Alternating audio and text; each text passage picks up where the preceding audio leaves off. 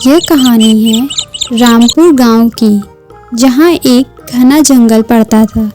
गांव की औरतें अक्सर जंगल में जाकर लकड़ियां काट कर लाया करती थी। उसी गांव में मंगू नाम का एक किसान रहता था। मंगू की 2 बीवियां थी जो आपस में बहुत ज़्यादा लड़ा करती थी। मंगू की पहली पत्नी का नाम शारदा था और दूसरी पत्नी का नाम सुधा था। एक दिन की बात है, जब मंगू की पहली पत्नी शारदा लकड़ियां लेने जंगल गई तो शारदा ने देखा कि एक छोटा सा चूहा पिंजरे में कैद था।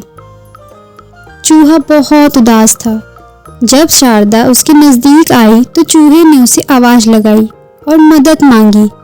शारदा एकदम से डर गई और चूहे से पीछे हो गई। फिर चूहे ने उससे कहा, अगर तुम मुझे इससे आजाद कर दोगे तो मैं तुम्हें 3 वरदान दूंगा। शारदा ने पहली बार चूहे को बोलते हुए सुना था और वह उस चूहे से डर भी रही थी। चूहे ने फिर उससे कहा, मुझसे डरो नहीं, मैं तुम्हें कुछ नहीं करूंगा। मैं एक जादुई चूहा हूँ, मेरे पास बहुत सी जादुई शक्तियाँ हैं, लेकिन जब तक मैं इस पिंजरे में कैद हूँ तब तक मेरी सारी जादुई शक्तियाँ भी इसमें कैद रहेंगी। शारदा बहुत चालाक भी थी। 3 वरदान का नाम सुनते ही उसके मन में लालच भी आ गया था। उसने चूहे को पिंजरे से आज़ाद कर दिया। जैसे ही चूहा आज़ाद हुआ, उसकी सारी जादुई शक्तियाँ भी वापस आ गईं। धन्यवाद आपका। क्या चाहिए तुम्हें? मांगो अपने 3 वरदान। जैसे ही शारदा ने अपने 3 वरदान मांगना शुरू किया, चूहे को समझ आ गया था कि यह एक लालची औरत है जिसे सिर्फ खुद के लिए सब कुछ चाहिए। चूहा भी बहुत बुद्धिमान था। उसने शारदा को कहा, मैं तुम्हें 3 वरदान तो दूंगा, लेकिन मेरी एक शर्त है। जो भी तुम मांगोगी तुम्हारे पड़ोसन को उससे दुगना मिलेगा। लालची शारदा चुप होकर कुछ सोचने लगी। फिर बोली, मुझे तुम्हारी शर्त मंजूर है। मेरा पहला वरदान यह है कि मैं संसार की सबसे अमीर स्त्री बनना चाहती हूँ। तुम्हें पता ही ना कि ये वरदान तुम्हारे पड़ोसन को भी संसार की सबसे अमीर स्त्री बना देगा, वो भी दुगना। कोई बात नहीं, क्योंकि वह मेरी सौतन है और मुझसे डरती भी है। जो भी उसको मिलेगा वो मेरा ही होगा। ठीक है, तथास्तु। मेरा दूसरा वरदान ये है कि मेरा एक बहुत बड़ा सुंदर सा महल हो।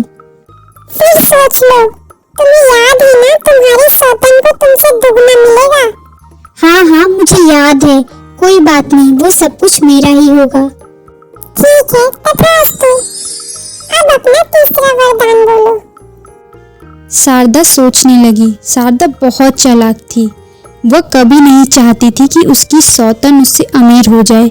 उसने अपने मन में सोचा कि मैंने जो भी मांगा है उसका दुगना मेरी सौतन को मिला है। बहुत सोचने के बाद उसने अपना तीसरा वरदान बोला। मेरा तीसरा वरदान ये है कि मुझे हल्का सा हार्ट अटैक आ जाए।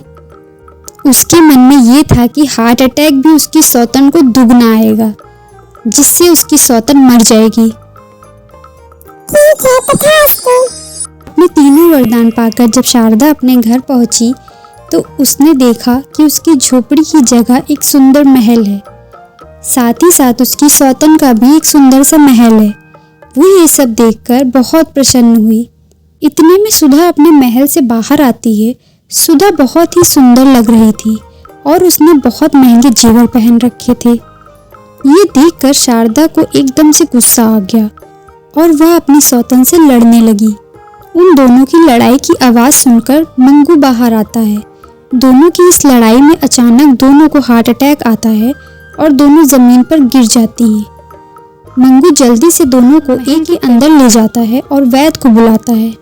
वैद्य दोनों की जांच करता है और कहता है, तुम्हारी दोनों बीवियों को हार्ट अटैक आया है, लेकिन सुधा जल्दी ही ठीक हो जाएगी और शारदा कभी भी नहीं चल सकती। उसके शरीर का एक तरफ का भाग लकवा मार गया है। जब दोनों को होश आता है तो शारदा देखती है उसकी सौतन सुधा बिल्कुल ठीक है। जैसे ही शारदा अपने पलंग से उठने लगती है तो वह उठ नहीं पाती है। मंगू शारदा को बताता है कि वह तो कभी भी चल नहीं सकती। ये सुनते ही शारदा जोर जोर से रोने लगती है।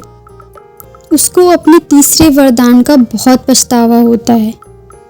शारदा ने सोचा था कि उसकी सौतन को दुगना हार्ट अटैक आएगा, लेकिन शारदा ये भूल गई थी कि उसने तीसरे वरदान में हल्का सा हार्ट अटैक मांगा था। शारदा को तो हल्का सा हार्ट अटैक आया और उसकी सौतन सुधा को उससे भी हल्का हार्ट अटैक आया, जिसके परिणाम स्वरूप शारदा का आधा शरीर लकवा मार गया और सुधा बिल्कुल ही ठीक हो गई। ऐसी ही कहानियों के लिए चैनल को सब्सक्राइब करें।